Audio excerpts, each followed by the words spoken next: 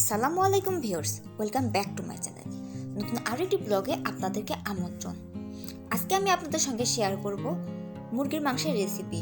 বাসাতে কিভাবে সহজভাবে মুরগির মাংস রান্না করা যায় অনেক সুস্বাদু, সেই রেসিপিটা আমি আজকে আপনাদের সঙ্গে শেয়ার করব। এর জন্য এখানে একটি আমি বড় সাইজের সোনালী মুরগি নিয়ে নিয়েছি। মুরগিটির ওজন ছিল 1 কেজি 200 গ্রাম। তো এখন মূল রান্নাতে চলে যাচ্ছি। এজন্য আমি এখানে একটি প্যান নিয়ে নিয়েছি আর এখানে পরিমাণ মতো তেল দিয়ে দিচ্ছি। আর তেলটি গরম হয়ে এসেছে। এখন আমি এখানে কুচি করে রাখা 1 কাপ পেঁয়াজ কুচি দিয়ে দিচ্ছি। পেঁয়াজগুলো দেওয়ার পর এগুলো আমি একটু সুন্দর করে নেড়ে চেড়ে নিচ্ছি। আর এখানে আমি 2টি রসুন ছিলে আস্ত দিয়ে দিচ্ছি। দেওয়ার পর এগুলো একটু নেড়ে দিলাম। আর এখানে একটি টমেটো কুচি করে দিয়ে দিচ্ছি। টমেটো কুচিটা আগে দিলে মুরগির মাংসের কালারটা খুব বেশি সুন্দর আসে, এজন্য এটা আমি আগে দিয়ে দিচ্ছি। তারপর দিয়ে দিচ্ছি 1 চামচ রসুন বাটা। রসুন বাটাতে দেওয়ার পর একটু মিক্সড করে নিচ্ছি। এরপর দিয়ে দিচ্ছি 1 চামচ আদা বাটা। আদা বাটাটা দেওয়ার পর আরেকটু ভালো করে মিক্সড করে নিচ্ছি। কিছুক্ষণ থেমে থাকার পরে দিয়ে দিচ্ছি 1 চা চামচ জিরা বাটা। আমি প্রতিটি মশলা দেওয়ার পরে একবার করে নেড়ে নিচ্ছি, যাতে নিচের দিকে পুড়ে কিংবা লেগে না যায়। আর দিয়ে দিচ্ছি 2টি তেজপাতা।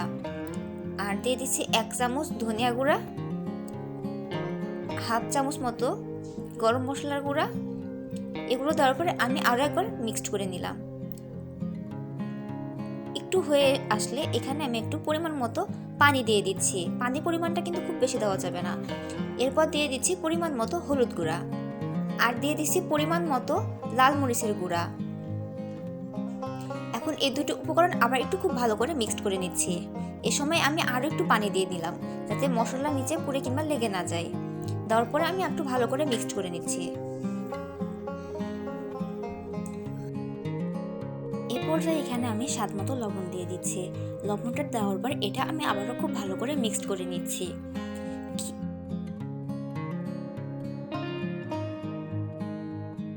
তো এই পর্যায়ে আমার মশলা কষানো কমপ্লিট হয়ে গিয়েছে। তো এখানে আমি আগে থেকে কেটে ধুয়ে রাখা মুরগির মাংসগুলো দিয়ে দিব। মুরগির মাংসগুলো দেওয়ার পরে এখন আমি এগুলো খুব ভালো করে মিক্সড করে নিব, যাতে মাংস এবং মশলা দুটো খুব ভালো করে মিক্সড হয়ে যায়।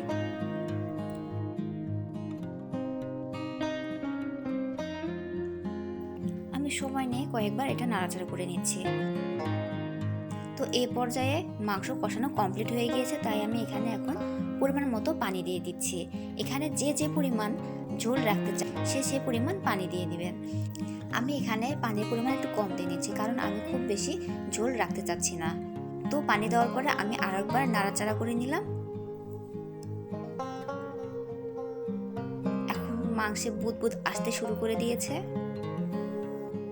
এই পর্যায়ে বলকও চলে এসেছে, আবার মাংসগুলো ফুটতেও শুরু করে দিয়েছে। তো মোটামুটি এভাবে পুরো রান্নাটা কমপ্লিট হয়ে গিয়েছে, তাই আমি এই সময় এই মাংসটা একটু নাড়াচাড়া করে নেব। তো মাংস রান্না পুরোপুরি কমপ্লিট হয়ে গিয়েছে, তাই মাংসটা এখন আমি নামিয়ে নিচ্ছি। দেখুন ভিউয়ার্স, টমেটো দেওয়ার জন্য মাংসের কালারটা কত সুন্দর এসেছে। এর জন্য আপনারাও চেষ্টা করবেন এভাবে টমেটো দেওয়ার।